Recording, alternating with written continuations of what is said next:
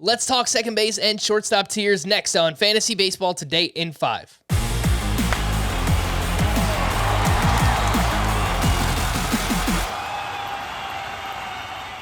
Welcome into FBT in 5. As always, make sure to follow and stream us on Spotify. Today is Wednesday, January 19th. I am Frank Sample, joined by Scott White. And let's start off with second base. The elite tier features just one name. That is Trea Turner, who has an ADP of 2. Scott, I'm assuming he is a top 3-ish pick in Roto and probably still a first rounder in points leagues, right? Yeah, I have a first rounder in both. I have him a little lower in Roto. I think people are wanting to lock in some steals in round 1 and wanting to avoid the risks inherent to players like Fernando Tatis. So maybe Trea Turner's draft stock is getting a little elevated in that format, but he's not the 60 to 70 steal guy we once hoped he would be. He's more like a 30 steal guy, which, it's a good total, but not going to carry you in the category single-handedly.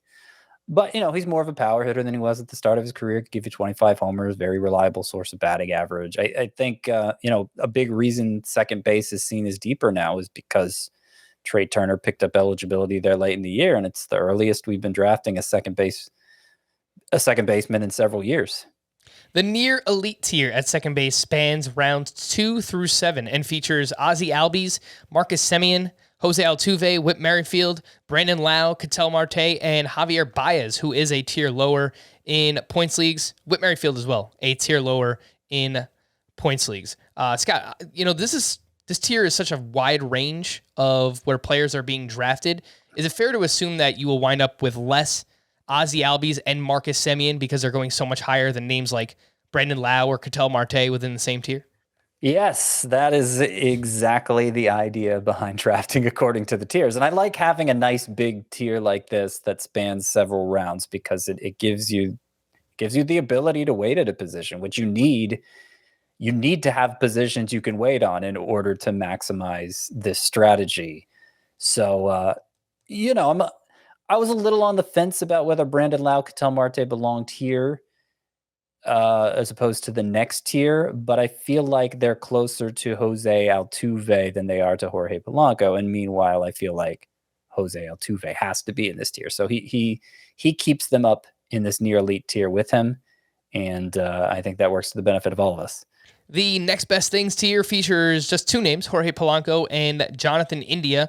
And I think it's a pretty interesting tier, Scott, because we have to decide whether or not what Jorge Polanco did last year was real. And I guess kind of the same thing for Jonathan India. He has this breakout season and didn't really have any monster seasons in the minors. So how are we feeling about Polanco and Jonathan India?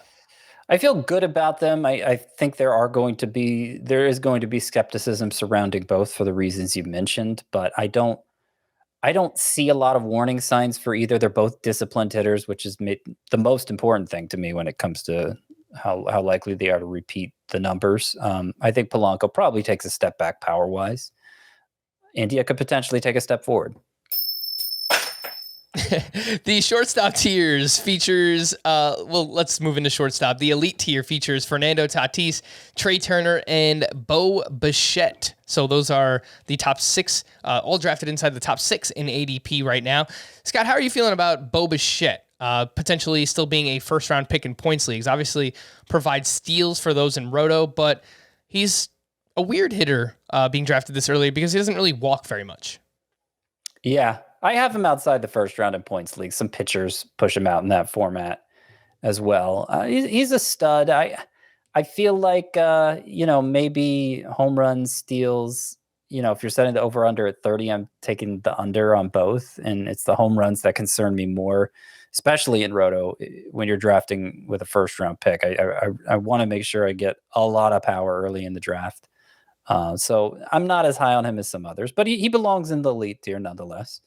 All right, next up we have the near elite tier, which features Marcus Semien, Xander Bogaerts, Corey Seager, Trevor Story, Wander Franco, Carlos Correa, and Javier Baez, who again is a tier lower in points leagues. Scott, I don't really understand the difference in ADP between Corey Seager and Marcus Semien right now. Semien, 27.3 is the ADP, Corey Seager, 70. They both signed with the Texas Rangers. I feel like they shouldn't be this far apart.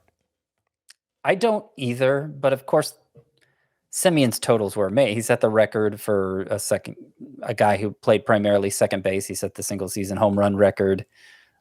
He stole a bunch of bases, which is something Seager's certainly not going to do, right?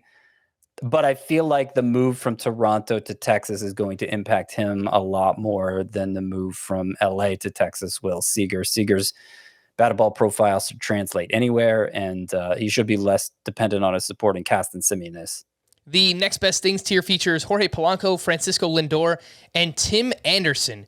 The disrespect that Scott has put on Francisco Lindor and Tim Anderson, you can hear all about it over on our full-length podcast, Fantasy Baseball Today, which you can listen to on Spotify, Apple Podcasts, Stitcher, your smart speakers, or anywhere else podcasts are found. And thanks for listening to Fantasy Baseball Today in 5. We'll be back again tomorrow morning.